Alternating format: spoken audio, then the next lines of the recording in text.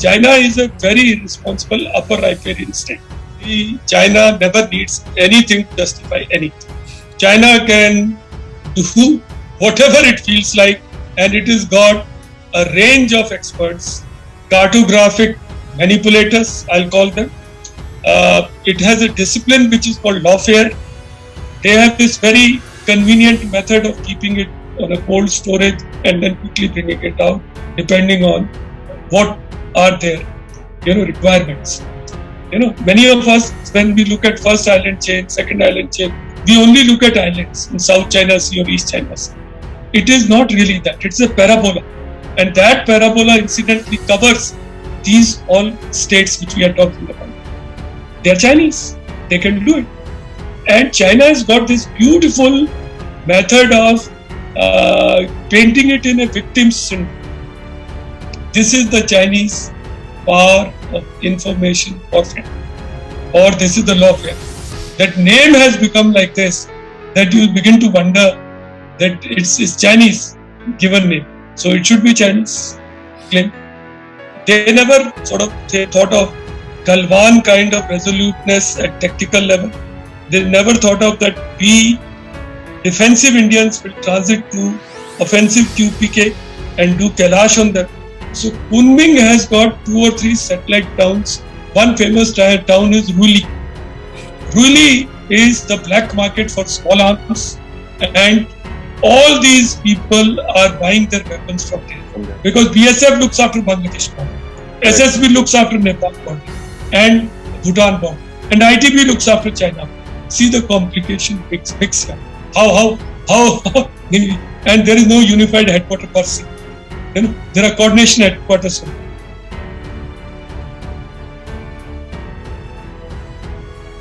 Jai Hind and welcome to Dev Talks. This is a very special subject. It's about the Chinese interest in the Northeast. We are all aware of the Chinese eyeing our land in the eastern part of our country in various different places. They have sometimes made absurd claims and also have used their military to push forth their objectives. There is also a thought process that says today that their failure in Ladakh may also mean that they would try the next time in the east. To discuss that, I have with me Lieutenant General J Singh, PDSM, AVSM, Bar to AVSM. He was superannuated from the army in 2016 August after 39 years of distinguished service. He commanded a formidable Western Command, an operationally committed corps in the Northeast, having borders with 4 countries, an armored division in the Strike Corps, a T-90 armored brigade, and the elite armored regiment of 63rd Cavalry, which incidentally is the same one that he was commissioned into. What an honor, sir. He is currently holding the prestigious Ranjit Singh Chair of Excellence in the Punjab University of Chandigarh. Today, he is a strategic thinker, a writer, and a speaker on various different issues concerning our great nation. Thank you so much for joining me today, sir, on this very interesting debate or discussion with regards Chinese interest in the Northeast. Thank you, Adi. Thank you for very generous introduction that you have given me. I have been enthused. I have been watching your channel, which is in a way making waves, and a lot of very pertinent and very contemporary subjects are getting discussed. And allow me to compliment you. You're making a very good mark in this field. As regards my introduction, I'll just focus it on this thing that I had a unique opportunity, though I come from mechanized corps, armored corps, to serve in Nagaland, Northeast. And that time my formation used to look after entire range of states in Northeast. That would mean that Nagaland, Manipur, parts of Mizoram, South Assam, and Arunachal. So we looked after all that area. So that was as a colonel. As a corps commander, I was looking after, I was commanding the Sikkim Corps, which has borders with 4 countries, and where this Doklam incident took place 4 years after I left. And as a Western Army commander, in my remit was Himachal border, which has got about 200 kilometers of borders with China. So China has always been my interest, and In the army headquarters also, this raising of the mountain pope, I had some role to play. In the sense, the entire paper was worked out by a team and I had to be part of that. So thank you for this generous introduction, and I have tried to qualify it to bring it closer to the subject that we are discussing. Thank you, Adi. Thank you, sir, for your generous words, and I'm glad that you recognize the effort, sir. I'd like to begin with a very basic question, sir. What is China's interest in the Northeast? How does he justify it on a historical as well as a legal, context? Firstly, Adi, China never needs anything to justify anything. China can do whatever it feels like, and it has got a range of experts, cartographic manipulators, I'll call them. It has a discipline which is called lawfare, where legal treaties are interpreted the way they feel like it. So we'll come to that part a little later. But let us first look at Chinese interests. What are these interests in Northeast?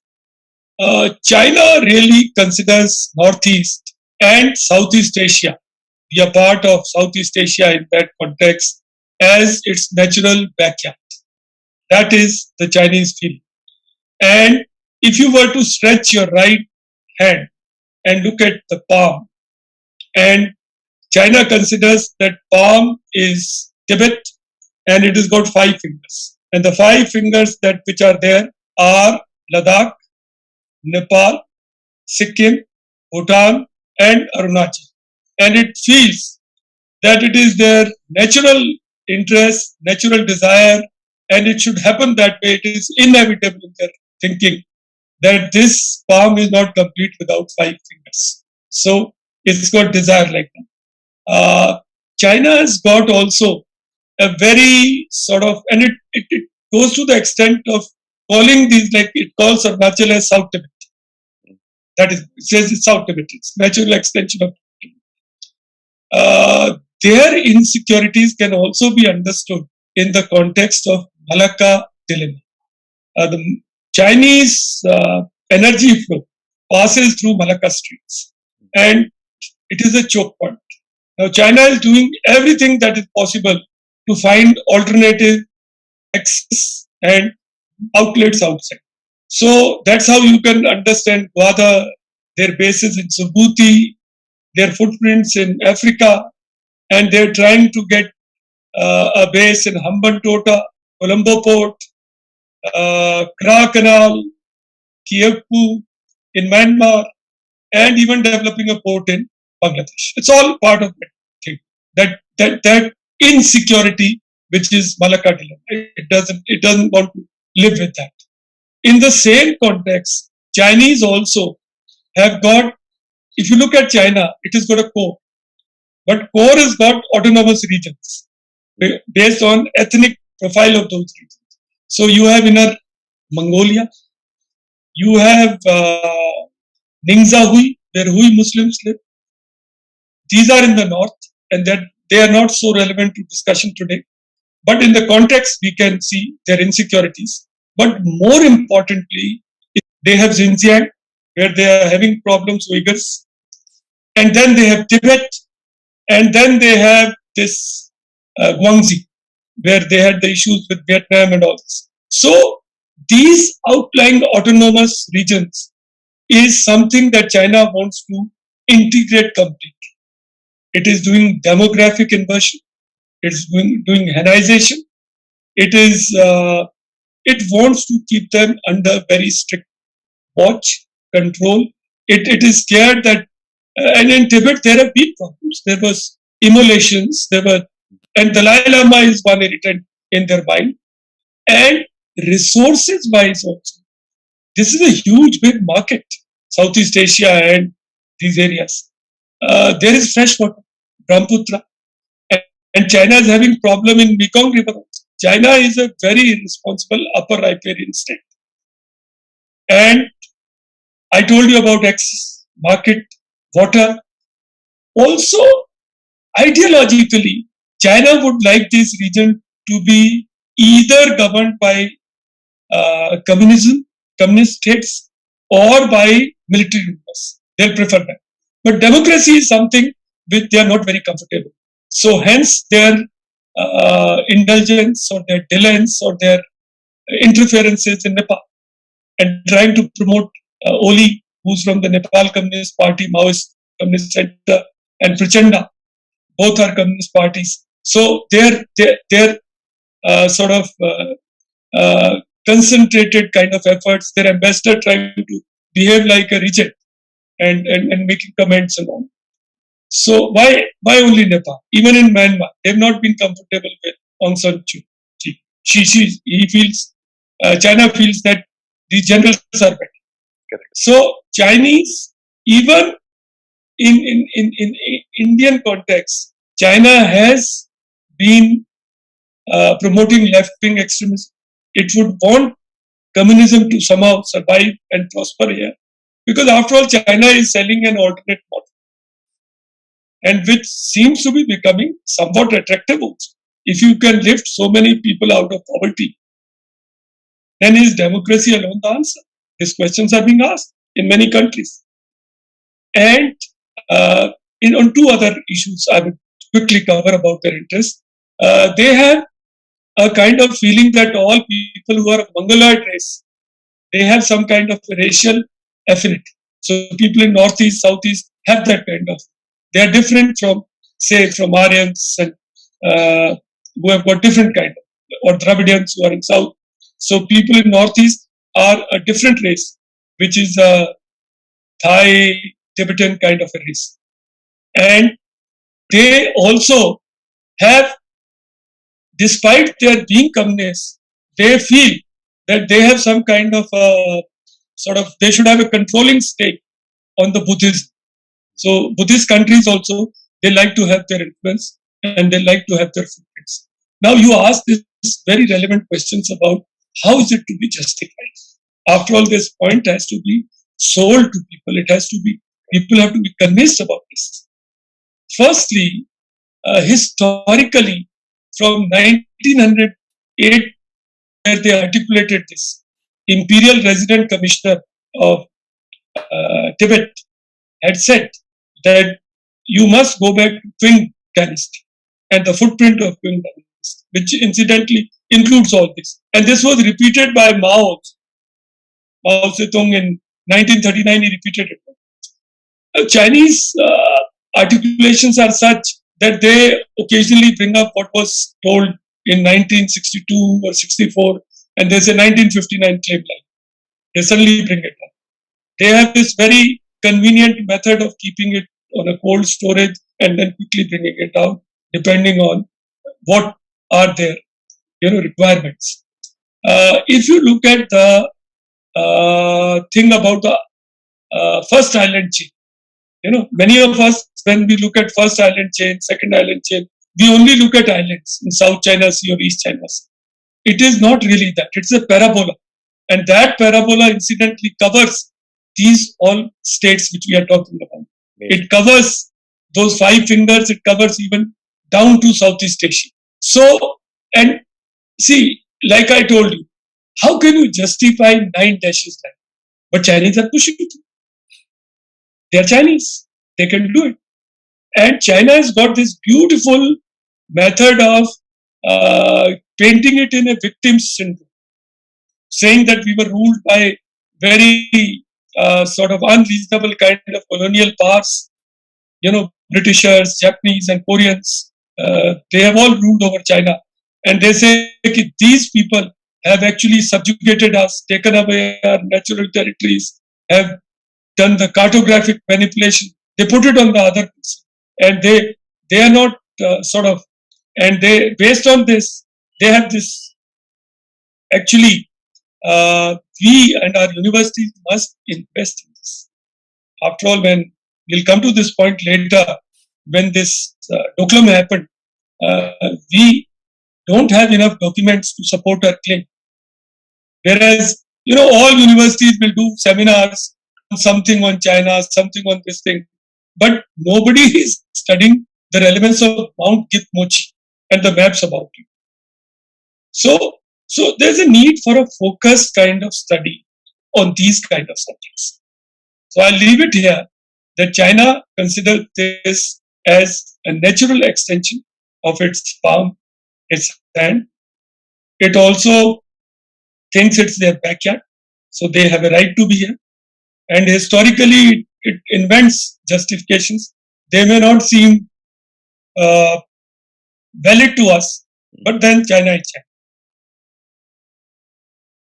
Thank you, sir, for that answer. I think you hit the nail right on the spot. As a matter of fact, Chinese have this wonderful ability to package stuff and put it across to people, and again and again and again and again and again, and to a point where actually somebody starts doubting what he's trying to say himself. And the three warfare strategy, they, with regards to public opinion and the propaganda part of it, they take it very seriously, and they've been putting it. I agree with you what you're trying to say, and they've been able to actually sell a lot of stuff to a lot of people. With, for example, the 1959 line that you mentioned. I don't think India has ever ratified any such line of any kind. But just because they are putting it across and they are packaging it and selling it across, there are discussions within us. And that is exactly what they want. They want a relevance to be created out of that 1959 line by discussing it within India somehow or the other. And it's an amazing ability that one must learn. And I agree with you that there has to be a concerted effort to understand this and counter it. So one saw, last year during the Ladakh standoff, one saw some activity at the Nakula Pass. It's been a while. There have been probing incidents that happen, and you've been, commander of that entire region. You've served in the entire Northeast, so I'm sure you'll be more aware of the kind of probing that the Chinese do. But in hindsight, so how do you look at that action that happened in Nakula? Was it just a probing incident, looking at what was happening in Ladakh, or was it a plan to do something larger? See, Adi, if we look at Sikkim incidentally is not covered under LAC. It is considered to be IB by us, international border, because Sikkim had a settlement with Tibet, and that is well documented. So we take it that that border of about 200 odd kilometers is well settled. We take it. But that is our perception. What China does is that starting from, if you look at Sikkim and just visualize Sikkim's map in your mind, and when you show it to your viewers, you may consider showing it. So I'll try and take them along that map. That if you start from, say, from the west or from the left-hand side, from the Nepal side, you see Mount Karakoram, and then you come to a valley, which is a glaciated valley, which is called Muguthang. Now, Muguthang was wasteland. Nobody went over there. We also did not hold it with any significant forces. Earlier, Assam Rifle used to have an odd company there. Then we gave it to ITBP. And in Muguthang, Nakula is the watershed, that is the pass. Okay. So, thereafter, you have Kerang Plateau, where we've been having problems on various canes. Then you turn and you come to Nathula and Doklam and all those areas. But let's look at this Muguthang, where Nakula is. I would say during my tenure, that would be about 2014 or 14. I left in 2013. Even till I retired, 2016, nothing happened in Nakula. Nothing really. Chinese used to come, patrol, leave some cans, some, soft water, soft drink cans and cigarettes, just to show their presence of Chinese marking. And we also patrol like this, and it used to be sort of reported as the Chinese came. That's all. Now in 2017, Chinese suddenly made a pitch for Nakula. And what Nakula is really, if you come to Nakula, you go nowhere, because then there is a glaciated kind of valley. You have to traverse for good 60-70 kilometers till you hit some kind of habitation. There are no real habitations. Only people go for pasture activities with their yaks. That's all. So it's not a hell of a, there's no agriculture, there is no real pasture also. Throughout the year, it's only for some season. So in 2017, they activated, and now again they activated. In between also they did it once. Why did they do it? Basically, in my perception, it is a kind of a diversion. You divert the attention here, and then you do Ladakh. So while you are focused here and you start something in Ladakh. Also, in this area, there are Chinese are wanting to activate this area. See, we'll come to it later when we discuss Doklam also. Like I would link it up with your previous point and bring one connect here, that till I retired in 2016, mid 2016, I never knew this word Doklam. I knew that place like back of my hand. I was one of the few corps commanders who physically went there walking and spent a night there at Doklam or Dolam. We called it Dolam. We called it Dokala. Now the parlance has changed. Entire world, including Indians, call it Doklam. I don't know why. If we were calling it Dolam Plateau, why aren't we calling it Dolam Plateau? Why have we changed? This is the Chinese power of information warfare, or this is the lawfare. That name has become like this, that you begin to wonder that it's Chinese given name. So it should be Chinese claim. So China is wanting to activate, and China's philosophy of border management in earlier times used to be that they used to have their bases in the hinterland, in bases like Yatung. Like if you see Nakula, there is a station or a military station called as Lavugompa, and there is Farijong. So they would have their bases there, and from there they would launch patrols at a frequency of their choice, timing and place is their choice.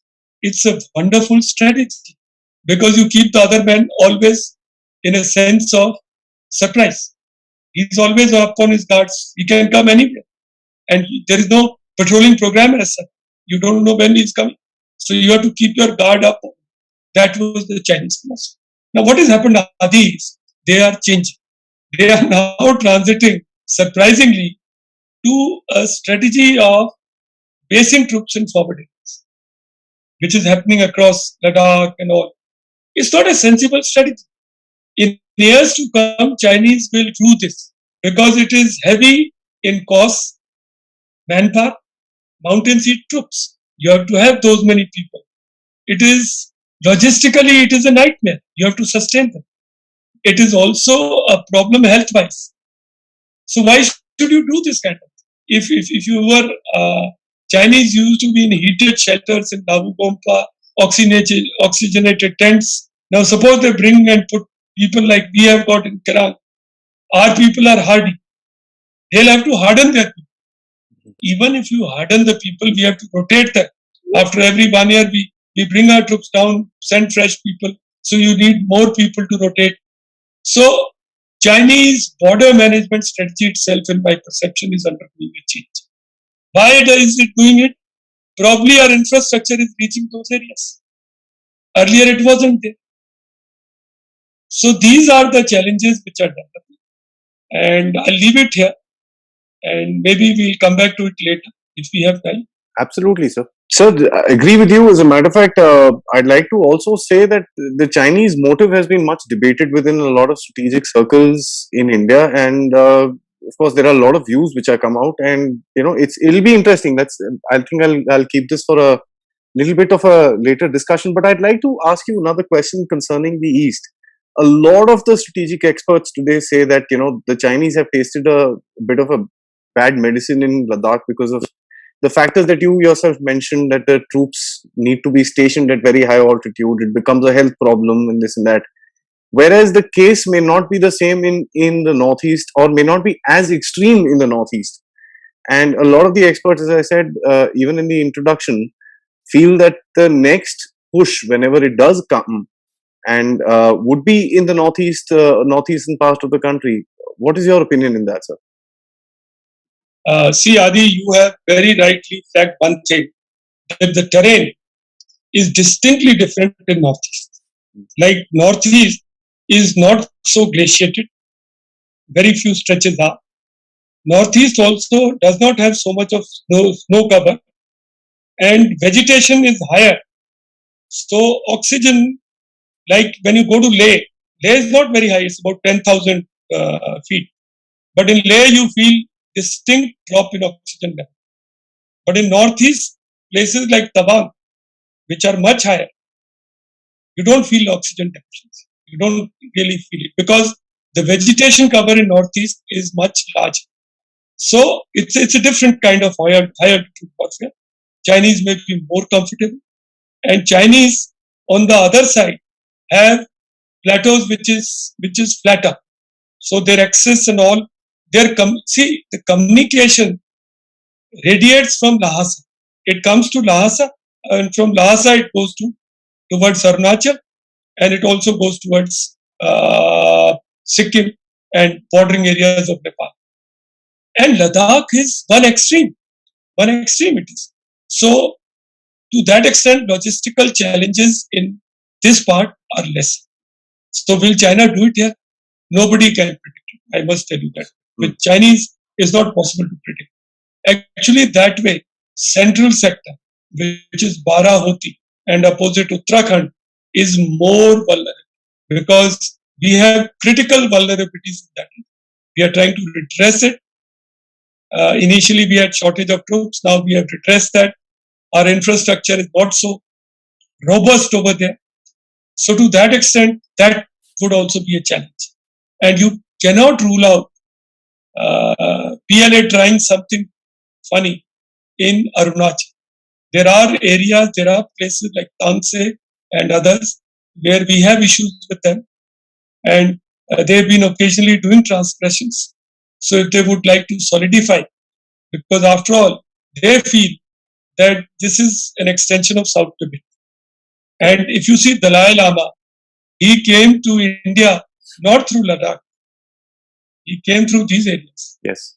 His temporal seats are in he may be currently sitting in Himachal, Dharamshala, but his following, his temporal seats are all across in Chumbi Valley, across Tawang. So those are theologically more important places. So if China wants to send a message, it can definitely do it in these areas. And I don't even rule out the most ignored sector of Himachal. There also they've got border of about 200 odd kilometers. We have trade taking place from Shivkila Pass. Yes. So will they make it over there? We really don't. So we have to keep our guard up on. Like when I was building up my formations in Himachal, a lot of people used to ask me that this is a holiday destination. And you are putting so much of effort, you are this thing. But then with Chinese, you should never trust. You should build your capabilities and be prepared for the worst. So you are right on the ball, you are right on the target when you say that next challenge may come in Arunachal or in the northeast. We have to be prepared for it. So I'm going to just pick this up and with regards to the discussion that we kind of left for a little later and combine both of them and ask you, one, why did the Chinese then choose Ladakh? And two, what was their strategic motive or what was their tactical motive on the ground in Ladakh, sir? See, Ladakh is to be seen in relation to CPEC, China-Pak Economic Corridor. So strategic spaces over there are incidentally the eastern part and middle part of Aksai Chin, where they need the depth for their highway. They also have interests in Sakshgam Valley, which is the reservoir of fresh water, which probably they needed for manufacturing silicon chips. Yeah. So, and they were concerned about our creeping infrastructure. So, to that extent, Daulat Beg Oldie is not a great airfield or hardly used also, not as such, but it has got a lot of significance or messaging there. So, ideally, China would like to straighten that thing and link up to China-Pak Economic Corridor from here, or it would like to have buffer. And it was also probably trying to show us our place. So it was easy to do it here. They would have seen that they would have done this thing, their wargaming. They would have analyzed it properly. So that's how they chose this area, and they managed to sort of. They have conveyed a message to us that if you look at the comprehensive national park, there's a huge big asymmetry, and we have limitations. We have, unlike Kargil, we cannot throw out Chinese physically. We have to negotiate with them and look for status quo if it ever happens. I think that's very interesting, sir, because a lot of, even I think that fair enough, they wanted to come and give a message to us for various different reasons. Growing India's power, they were probably a little jealous of what is happening in India, whatever it is. The creeping infrastructure, the closeness to US, there are various factors, that combined into this whole thing.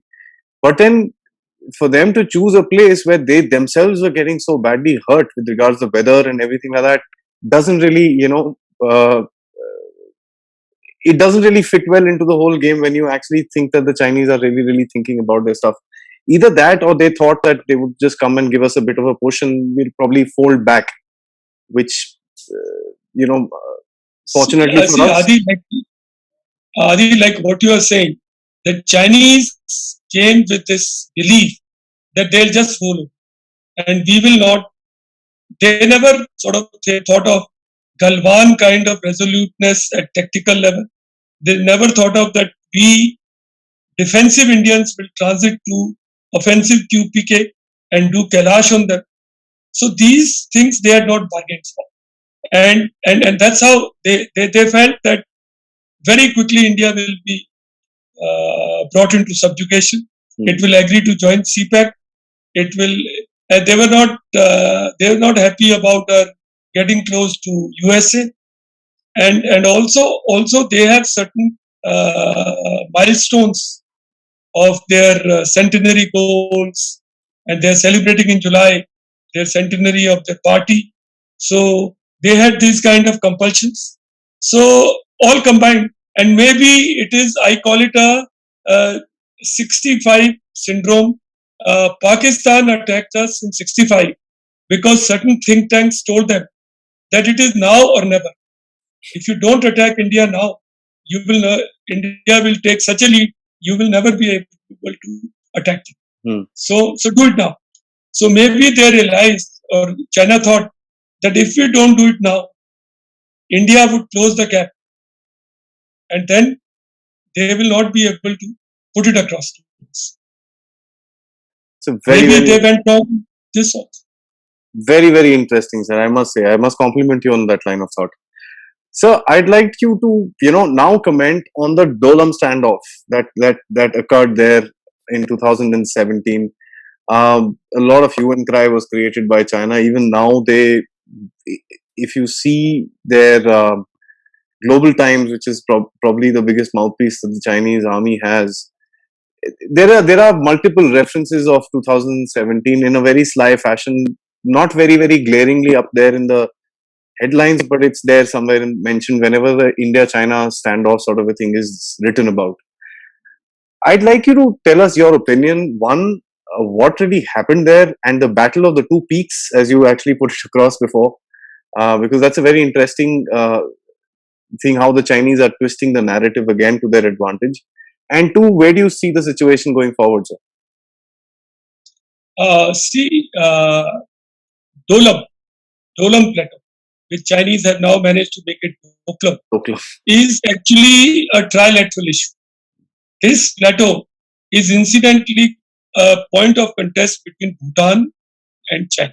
India is just as a third party, which is sort of giving some kind of support to Bhutan. Because traditionally, see, what has happened in my perception is, in India, the narrative has been that Himalaya is a huge, big barrier. It will always protect us. That was because you had buffer state of Tibet. But somewhere that buffer state vanished. And Chinese, with their push, with their endeavor, brought the infrastructure very close to the borders. So that factor about China being a remote country, Himalaya being a barrier has vanished. China is on our borders. So similarly, in this area also, and also somewhere we were, Sikkim was some kind of a protectorate for us. So we have inherited that kind of legacy or that kind of responsibility. And Bhutan to that extent also. Sikkim and Bhutan were similar kind of configuration. So here,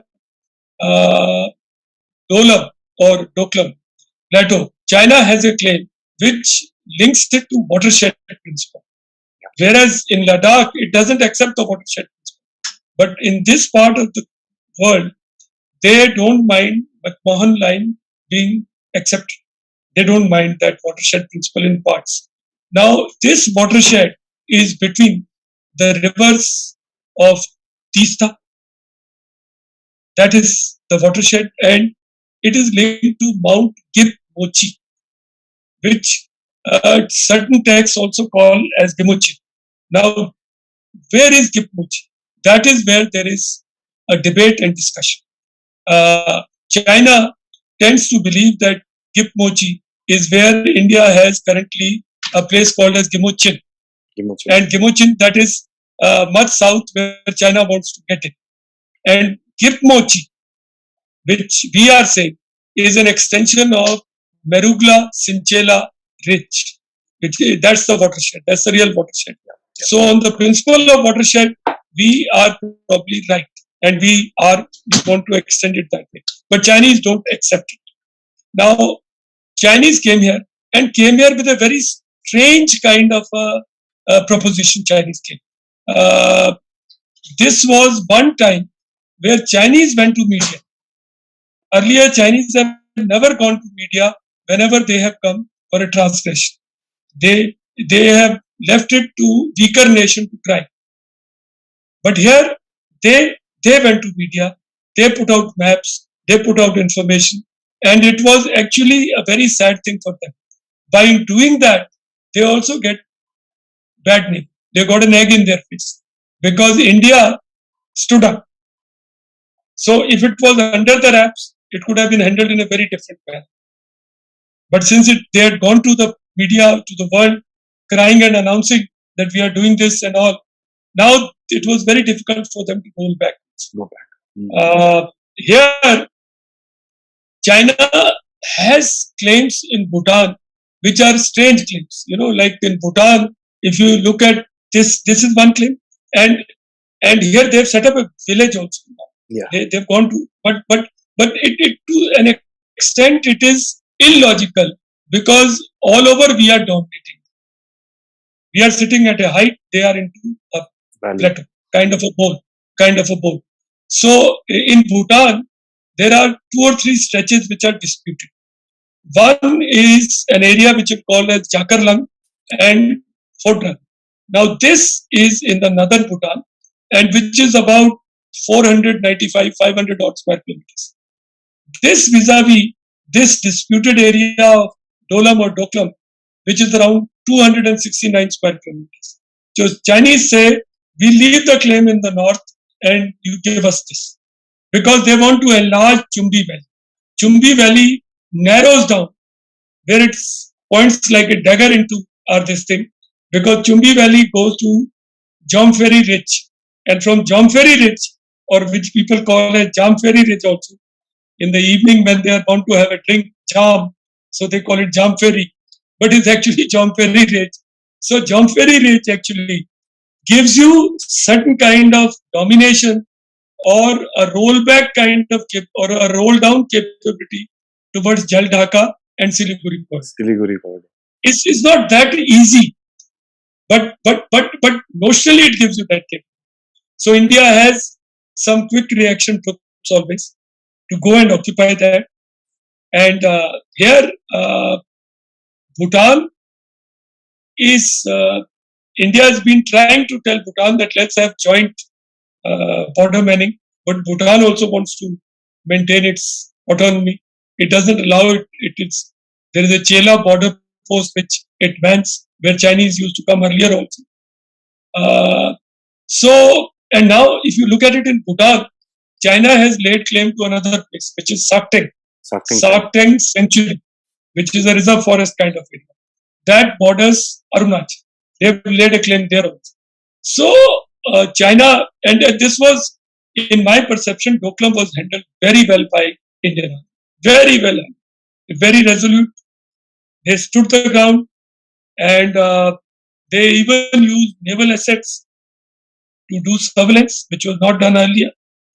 And we did not go to media at all. We kept our cool, and we told Chinese, you cannot go in from here. And China was forced to settle down. Now, there are different schools of thought. Some people say China has expanded they have made facilities. But that is, in my perception, ego kind of an issue. Can China outflank from that side? Well, China can do it. We have to remain vigilant. We have to. But it's not easy. It's not easy to get to Siliguri Corridor. We have sufficient troops. We have domination. That's Doklam was well-handled. Yeah, actually, sir, one of the biggest problems in India is everybody, and I say this with all the humility. One of the reasons I actually started this channel was to negate the nonsense, I'm sorry to use that word, which is being used across by putting lines on a satellite map. I find that to be absurd because a lot of people don't even realize that there is something known as scale. When they draw a line on a satellite map that probably covers 30-50 kilometers of land. So I'd like to take the Chinese influence in the Northeast as my next question. You know, we had a couple of incidents before where they issued staple visas. They've been trying to connect with the people there. They protest every time a senior member of the government goes to Arunachal Pradesh, as a matter of fact. But one also sees that the influence of China within that region has come down to a large extent. Do you think that the Chinese today actually realize that sentiment which is building in India, or they really don't care because something that is again evident by the way they treat their minorities or their people that they're not very enthusiastic about in Xinjiang and so on and so forth? What is your opinion, sir? See, Adi, like there is this famous saying that you can choose your friends, but you can't choose your neighbors. Now, China happens to be our neighbor. We have to roll back this story to 50s when the Naga insurgency started. Where did these people escape? Mobu Angami and generals of Naga army, they went running to China. And they came to Bangladesh, which was East Pakistan. So Pakistan's story starts from there, supporting insurgency in Northeast. So these people drew support from China. And you are right to that extent. I remember there's a book written by a Swedish journalist who's a regional expert. His name is Bertil Lintner. He wrote this book in 2012, which is called The Great Game East, India, China, and the Struggle for Asia's Most Volatile Frontier. So what does he surmise? He says the Chinese indulgence in the insurgent groups or militants of Northeast is not same anymore. But that doesn't mean that China is not giving them access to the grey market and even black market. See, if you look at Myanmar, India, China, that tri-junction area, and you go up, there is this Yunnan province. And in that, there is a town called as Kunming. This entire thing of China wanting a pipeline to Kunming, it's already laid its connectivity over there. So Kunming has got 2 or 3 satellite towns. One famous town is Ruili. Ruili is the black market for small arms, and all these people are buying their weapons from there. 2 years back, there was a story that Arakan Army, insurgent group operating in Myanmar, and Wa Army, which is operating in the northern Myanmar, the Chins, they were facilitating arms supply through ISI to Indian insurgent groups. So today also, the top leadership of NSC and IM, which has gone underground, the part which has gone underground, like Funting Shimrang and his group, they are sitting in China, sitting in Kunming, Ruili, and all these areas. The top leadership of NSCNK always operated from China. The leaders of Ulfa Independent, the faction which is, Paresh Barua and these people, they are also in China. So while China may not be giving active support, but China has also not, and in Chinese parlance, nothing can happen without government's clearance. So it is ready to allow them. To that extent, the nuisance factor carries on. We have to sort out this problem ourselves, and make it difficult for these leaders to come and find base over here. It's strange. It's a very silly kind of thing. The provinces over there like Mizoram and Nagaland are very Christian oriented. Yet they allow themselves to be manipulated by communists. So, but it is there. That reality is there. So, I would put it this way, that Chinese influence has gone down, but nuisance value has not finished. And all insurgent groups over here who indulge in shady activities, they have to park their money of extortion, there are all kinds of activities that take place: gun running, arms trafficking, extortion, kidnapping, timber smuggling, wildlife product smuggling, narcotics. That money which is garnered through that, you have to somehow exchange it to buy goodies. Well, China is not the place to educate your children. They don't send their children there. But China is certainly facilitating that kind of process for these people. It's a messy affair, sir. Won't you agree? No, it's a very messy affair. And the thing is, there is a deniability clause built in. China is not only doing to us, it is doing to Myanmar. Correct. It is also doing in parts to Bangladesh because of Rohingya factor. It is also doing to Thailand. But the problem is China is so powerful that, see, this Mekong Delta, the people who are at the tail end of Delta have no water. They are crying. But what do they do besides crying? Because China doesn't listen. Like, we paid money to China for hydrological data to set up facilities. We paid money. Still, they didn't provide them when Doklam happened. So, or you see what is happening in Ladakh. We have whole range of protocols, confidence building measures, that you will not bring any troops within 20 kilometers and all that kind of thing. But has it stopped them from doing what they wanted to? So if there is a country which doesn't respect, or you see there is a verdict of International Court of Justice arbitration about islands, of the Philippine district, Scarborough Shoal and Mischief Reef and all, and Shansha kind of a base which China has developed. But has it dissuaded China from doing what they're doing? No. They don't recognize. So it's messy. It is difficult. But Chinese footprint is there. Not only don't they recognize it, so they come with 200 mercenary ships and stand in the Philippine Sea. So it just tells you that their thought process is completely warped. I think one thing one must understand, if you're studying the Chinese this way, you must also look the other way around and figure out what's happening with them, because they are unpredictable in that sense.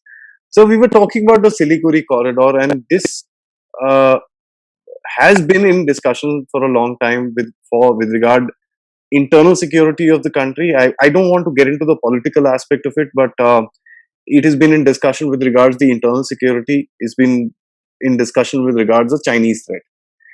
Now, in recent news, we saw that the Bangladeshis are trying to do a huge deal with the Chinese with regards to the Teesta River Valley project, which of course adjoins the Siliguri Corridor.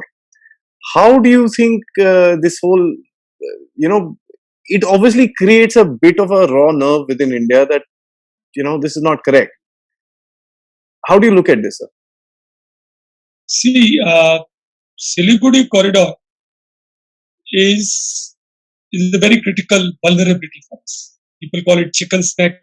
It's about 200 kilometer, lengthwise, and at places it narrows down to 18 to 20 kilometers, and at its broadest it is 67 kilometers, well within range of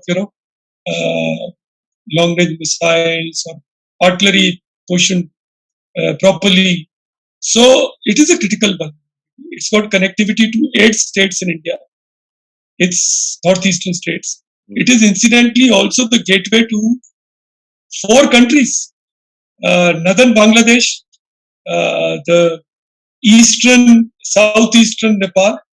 It provides connectivity to Bhutan, and somewhere China also wants to connect through the Jamshedi Ridge. And frankly, all construction material, all sort of manufacturing material in 3-4 countries like Nepal, Bhutan, and even northern Bangladesh originates from Siliguri. Siliguri has got that kind of importance.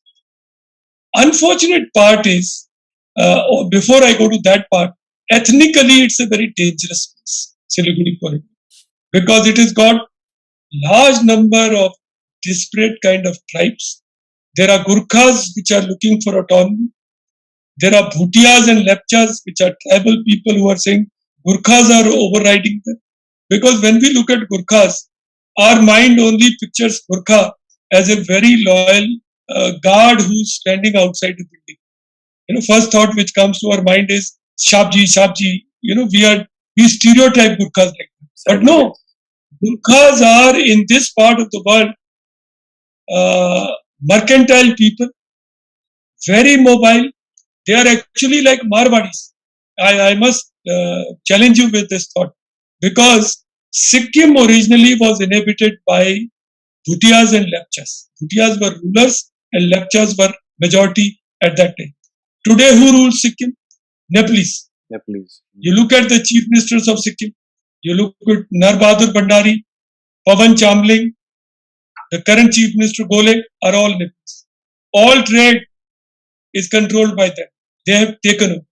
Even in Bhutan, there used to be a set of people which were called Bhoplis, Nepalese settled in southern Bhutan, who were taking over till they were thrown out from there. I'm not saying throw them out. But this tribe, unlike our thinking, they may be docile or not doing such trades in India, but in that part, they control the economy. They very quickly take over. So Nepalese ethnic stock is there. Gurkhas are there. Then there are people from Dwars, which are the tea garden areas and which is the area of Japai. And then there are insurgencies which are taking place in Kamtap. Rajbanshis, from where Gayatri Devi came. So that is also there. Then there are ethnic settlements there. Even Maitis have come from Manipur. In any case, there are large number of Muslim-dominated towns, like Malda is there in the bordering areas, and there is this place called as Kaniachak, where every house got bomb-making unit, counterfeit currency unit. Kaniachak is known for that. So you have to Google and you'll read about that. So if you look at these books, like Humphrey Huxley has written a book called as Dragonfire, and Colonel S.S. Putalia has written another book called as Assassin's Base. Now these two books picture a scenario that China very quickly comes and takes over Siliguri Corridor. These are fictional accounts, but they are like what Arthur Haley used to write down, that kind of thing, those kind of accounts. So they are related to geographical realities and all this. But I have been a corps commander there, and I can share this with you, that when I was corps commander, the people in my command headquarters was not happy with me, because I was a little independent kind of person. So in my war game, they tried to fix me by coming through the Siliguri Corridor. And they did things which are not logical, which are not operationally possible. But it was allowed to them because they were themselves controlling that corridor. But yet at every stage we had an answer for that. So we have wargamed it. We have enough troops. It's not easy to come and take over Siliguri Corridor. unless you do it with special forces. And then do what? So, but Siliguri Corridor is a critical vulnerability for us. And you had rightly flagged that earlier there have been demands that North Bengal should be made a union territory. Correct. Because it's not border with 4 countries. Nepal, Bhutan, Bangladesh, and China wanting to get in somewhere. It doesn't have a physical border, but China wants to. And it has got large number of strategic establishments. Your Hashimara base is coming up, your Bagdogra Air Force base is there, and Katiyar, Purnia is right next door. And then you have army bases, Corps headquarters and Div headquarters, all that is. And ITBP installations, SSB installations, you name it, all of them are BSF. Some of them are there. Because BSF looks after Bangladesh border, SSB looks after Nepal border, and Bhutan border, and ITB looks after China border. See the complication mix here. How, and there is no unified headquarters per se. There are coordination headquarters. So there have been a thought that it should become a union territory. Earlier, ruling party was not so keen because it felt that route to capturing Bengal lies through union territory or through North Bengal. Because traditionally North Bengal favors BJP. I'm sorry, I would have to name the party, but ruling party, let me put it that way. And in these elections also they have won large number of seats. Yeah. But now there is a clamor to separate it. There is a clamor. So I don't know whether it is true or not, but operationally there is a question to look at it. It's difficult to do it, but there is. But more than that, if I was, West Bengal does not want to develop Siliguri to that extent. They have not given it always. They've given it a stepmotherly treatment. Correct. If I was if there were good times, we should look at making Siliguri something like Hong Kong. Siliguri Gangtok hub. See, after all, it's an education hub. People come to Darjeeling and Kalimpong for education from these countries like Bhutan, southeastern Nepal, Bangladesh. It's a medical tourism hub. Yeah. Large number of very complicated surgeries and all take place here, and diagnostics and all. Education, pharmaceutical plants are there in Sikkim in these areas, and you have this Manipal University there, okay. Manipal Medical College. So you can. Sky is the limit if you apply yourself. There are casinos even in Gangtok. So if you want to make it a kind of a Hong Kong kind of a place, here is the place. We can do it. And before we look at finishing this interview, I would also like to flag one more issue to you. That when SAARC became totally dysfunctional or non-functional, India had tried to lean on towards the Act East. And we had tried to build up groupings like BBIN, Bangladesh, Bhutan, India, Nepal. It also tried to bring up BIMSTEC, which is the Bay of Bengal scientific and that kind of initiative, which actually includes some more countries. It includes Myanmar, it includes Singapore, it includes, not Singapore, Sri Lanka, it includes Thailand, the countries which border the Bay of Bengal, the BIMSTEC, Bangladesh, India, Myanmar, Sri Lanka, Thailand, so these countries, you put it to a mix like that. So through this route, we have tried to focus our attention towards Act East. But I must concede, and I must say with great amount of pain, we have not succeeded in this. BBIN has not taken off. BIMSTEC is not going much anywhere. So these groupings have not taken us very far. In ASEAN, we have some kind of an observer kind of status. We are not a full member there. So regional groupings here are not. And see, we wanted to make a corridor which was Bhutan, China, India, Myanmar corridor. Yeah. But that's not happening. It's only China, Myanmar corridor which is taking place. We had made a route which went from Mandalay up to Mandalay, Kaleva. I've traveled on that route when I went to Myanmar. But it's stopped nowhere beyond that. we have this multi-modal Kaladan project, which is to come up from Sitwe and go to Zoraktwar and to come to Mandalay. But it's through river and it is through road and it links the Sitwe port to India. But that is also not gone any far because now the problem of Arakan rebels has come up there. Correct. So if that be so, we are certainly not able to. This is the lament which is always there, and I'll come back to what you have started off with, Tista, Chinese wanting to come into this. The lament has always been of these nations has been India does not deliver on these projects. India makes tall promises but does not deliver. So there is the issue of Farakka barrage between India and Bangladesh. That Farakka is the place from where we have to ensure that minimum amount of water goes to Ganges, water goes to Bangladesh. Because over there is this issue of delta and silting. So silt has to be flushed out. So they need minimum amount of water. We can do it through Tista. It's possible. But there are narrow parochial interests. If we do that, we lose vote banks in Northern Bengal. So are there any other ways to augment water supply? We have to think of these things. These are very one thing good we did with Bangladesh is we did that exchange of enclaves. Correct.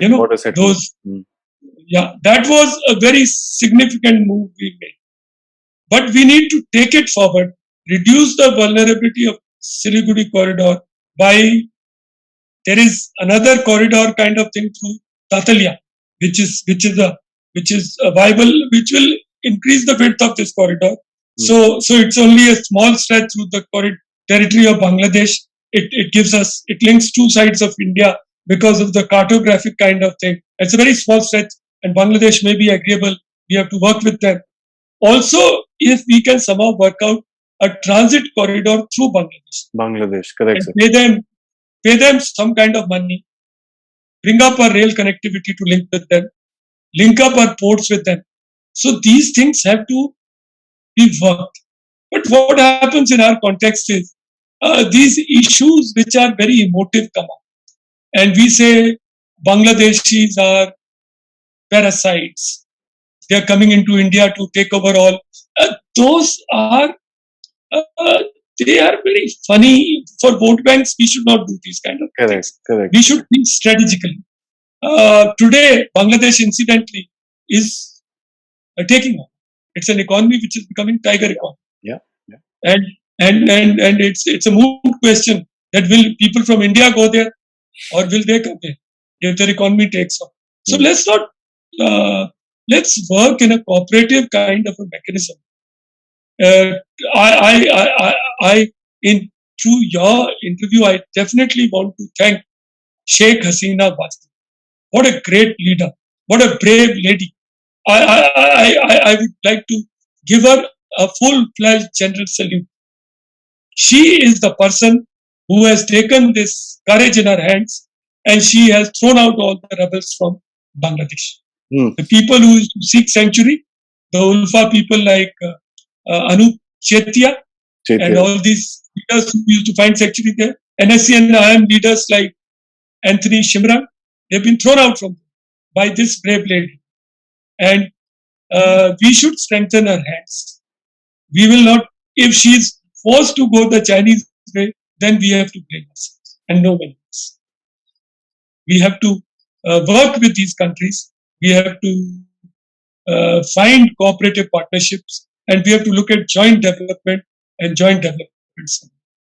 Yeah, China does a good job. We must concede.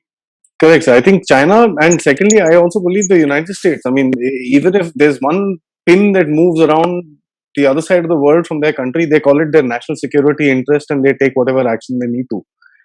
I think the national interest, I won't call it security at the moment, but the national interest has to be forefront in terms of any project or anything that we are doing.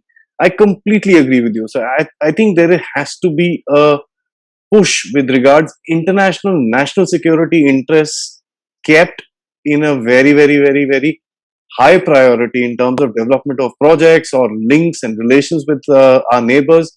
So, for your final comments, you also mentioned the Look East policy. I'd like you to kind of give us a roadmap as to where you would like to see the things moving forward, sir. Adi, I would tend to believe that as regards dealing with China is concerned, we have to keep building up our capabilities and infrastructure in this area, remain vigilant. Many of our border areas have ghost villages. People who have deserted that area, gone away for education, and only minimal number of people live there. There has to be endeavor to repopulate those areas, take the development forward, at least take the tourism to those areas. There's a lot of talk. People say that I am hell of a patriotic kind of person. We have gone to the extent of nationalism also. We are all saying, Mera Bharat Mahan. But none of us are willing to go to those areas, spend time there, and send a message to China.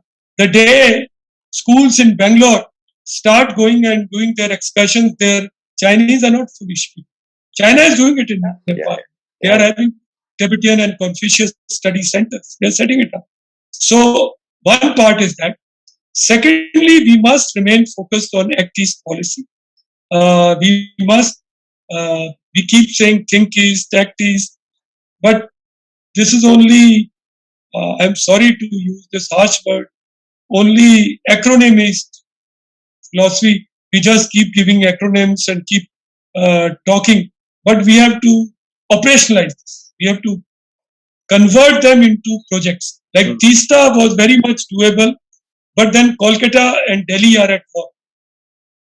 Anything which originates from Delhi is shot down in Kolkata. And here Kolkata has acted very irresponsible. Correct. They should have taken this project forward. They should have operationalized it in the long-term strategic interest of this country. And so we have to look at these things. Nepal is an area of concern for us, which has got connectivity here. Bhutan is comfort zone for us, but for how long? We have to remain focused on development partnerships with Bhutan. We can't just take them for granted, never, because there are demands in Bhutan also to have diplomatic relations with China and such like things. And we have to also handle Bangladesh and Myanmar.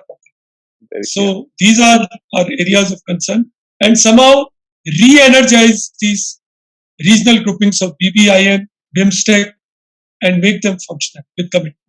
So Northeast is a big challenge, and also see, many Indians talk about Northeast in a very peripheral kind of a thing. See, till 1962 or so, the headquarters of Eastern Command incidentally was located in Lucknow. Yeah. So we thought Lucknow is east, and beyond that is far east. But that's not true. The east really starts when you cross Siliguri Corridor. Correct. That is the northeast. That is what it is. When I went on my posting to Zakama, people asked me, am I going on a foreign posting? Because if you hold a quiz today in any school, which even wins the Born Beta quiz contest, and ask them capitals of 7 or 8 northeastern states and the names of capitals and their chief ministers, I am not sure how many will pass that test. Correct. And how many have ever gone to those areas. So look at genuinely integrating those areas. And like I part with one message that I want to say. You know, when in Bangalore, people in Northeast Bangalore and other places were thrown out. There was this wave of SMSs and all that happened. Yeah. And these poor people had to go back to their areas. So after a couple of months, all the employers were beseeching them, requesting them, begging them to come back, because we can't do without you. You have this soft skill which is not there in our guys. You have to run the malls, you have to run our resorts, you have to run our hotels, and they were got back. So I was commiserating with somebody, a DGP in Manipur, who's now the Deputy Chief Minister. I was telling him that Joy Kumar, this is very sad thing that India did to people for the Northeast. He said, no, General, everything has a time. And it is good that happened. And he says, what is better is that you called us back. And every time when you call us back, the message that goes to Northeast is, it's not a patronizing linkage. It's not the Northeasterns who lead India. It is India also who needs Northeast. Sir, that is brilliant. I think the hospitality industry We have to give this message. The hospitality industry from where I come from, sir, let me assure you, the people from Northeast are carrying the burden of it in places like Goa, in places like Kurg, which is very close by to Mysore, the coffee area of India, even in Bangalore for that matter, and Hyderabad and Mumbai. They are carrying the burden of the hospitality industry of India, and I absolutely agree with you. So it is not them who need us. They've been there. They've been very happy with what they have. But it's now India who needs them to be integrated within the society. Secondly, I agree with you with regards to tourism. There are places which have been unexplored. From the root bridges that are there to the deep jungles which are available there, which are nowhere around the world, and I'm sure you've seen them better than most of the people in the general population of India. It is important for us to showcase that part, and I absolutely agree with you, sir. Sir, this has been a brilliant talk wherein we have taken up issues and we've tried to understand the various background of incidents that happened between India and China. We've actually tried to figure out why the Chinese actually came. We've given a very clear answer about that. You've told us about the vulnerabilities as well as the advantages that we have in the East. Why are Chinese actually interested in that area? What the future holds for that area. As a matter of fact, we also touched about certain amount of international relations when we spoke about Nepal, we spoke about Bangladesh, we spoke about Myanmar. Finally, I think one of the biggest things that is going to rest by this interview is the question of the vulnerability of the Siliguri Corridor, because once a person who's commanded that area says everything is fine, I think that is what we need to understand rather than the narrative which is being built up and I'm not using this word very carelessly, in uninformed media personnel, which is the sad part of it. Thank you, sir, and this has been an eye opener for me as well. I'd appreciate your time once again for another subject, another day. Till then, sir, Jai Hind. Thank you, Adi. I really enjoyed this interaction.